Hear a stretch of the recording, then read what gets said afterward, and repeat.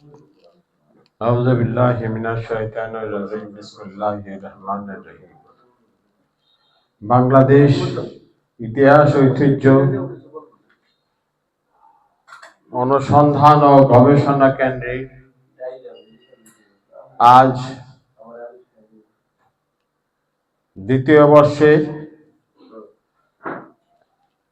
দ্বিতীয় মাসিক সভায় এই বর্ষার এবং আজকে বৃষ্টি স্নাত এই দুপুরে অনেকেই কষ্ট করে এসেছেন।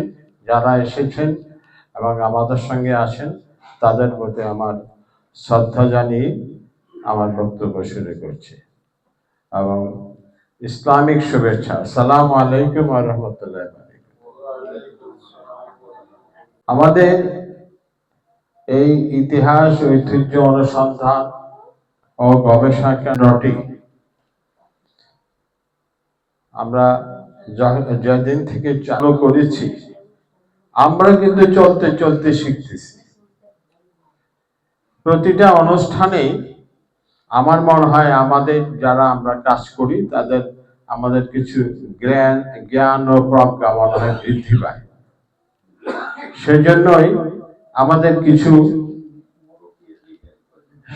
লেখক শিল্পী তাদের হাত আগে এসে পেকেছে এবং বক্তৃতাও আগে এসে আল্লাহ রহমত সবারই স্পষ্ট হয়েছে, ভালো হয়েছে।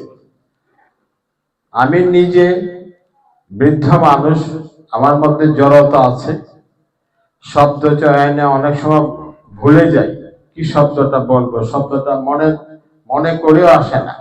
আমার ভুল থাকতে পারে, কিন্তু এই উদীয়মান যুবকদের অবশ্যই আরো শেখা জানা এবং বলার মতো যে যোগ্যতা আমরা বৃদ্ধি করার মতো একটা স্টেজ পেয়েছি। সেখান থেকে আমাদের কিছু কর্মী এবং কিছু লেখক, কিছু বুদ্ধিমান, কিছু কবি সৃষ্টি হয়েছে।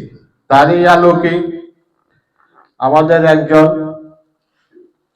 উদীয়মান কবি, লেখক, প্রবন্ধিক এবং গবেষণামূলক যে লেখা গ্রামীণ সংস্কৃতির ইতিবৃত্ত, এটার লেখক হইলেন আমাদের এই সংগঠনের একজন অতি দরিদ্র মানুষ, তালুকদার সরওয়ার জাহান আরেফিন।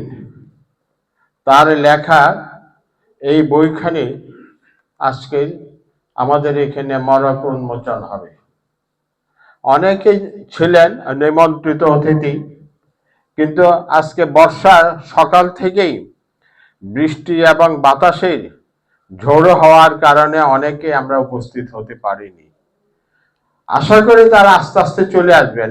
এখন ওয়েদারটা একটু ভালো হয়েছে, চলে আসবেন। না আসলেও আমাদের কর্মকাণ্ড চলবে, আমরা চালাবো।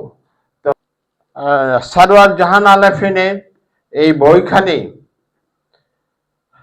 আমি পাঠ করেছি, কিন্তু আমার পাঠটা খুব গভীরভাবে হয়নি। মনে হয় আরো একটু পড়া উচিত ছিল। আর এখন বই পড়তেও মনে হয় একটা আলসি লাগে। হ্যাঁ, এই আমার আর কি, অন্যদের না হইতে পারে, আমার লাগে, যার ফলে আমি ভালো করে করি না। তো যতটুকু পড়েছি, যতটুকু এর থেকে জেনেছি, উনি চেষ্টা করেছেন আমাদের গ্রামের যে ঐতিহ্য সংস্কৃতি সেগুলো তুলে ধরার, যার ফলে উনি খুব বাস্তব কিছু সুন্দর কথা আমাদের বলেছেন এবং আমরা জানতে পেরেছি তার বই। তো এইটাই আমাদের যে ইতিহাসের গবেষণার একটা অংশ।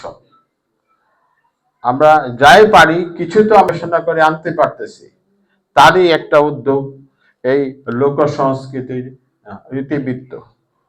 আমি তার এই বইটার প্রশংসা করি। এই বইটা আমরা আরো পাঠ করব, জানবো, এবং আমার একটা থাকবে, তার কাছে আবেদন থাকবে। এখন তো আপনি বুঝতে পারছেন আপনার বইটাতে আপনি কি লেখছেন।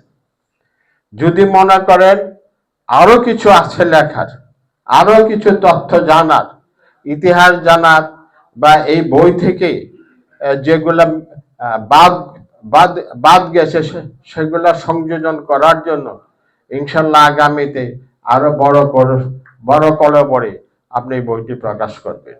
আমি তার এবং আজকে সবারই মঙ্গল কামনা করে আমার সংক্ষিপ্ত বক্তব্য এখানে শেষ করছি। আল্লাহ হাফিজ।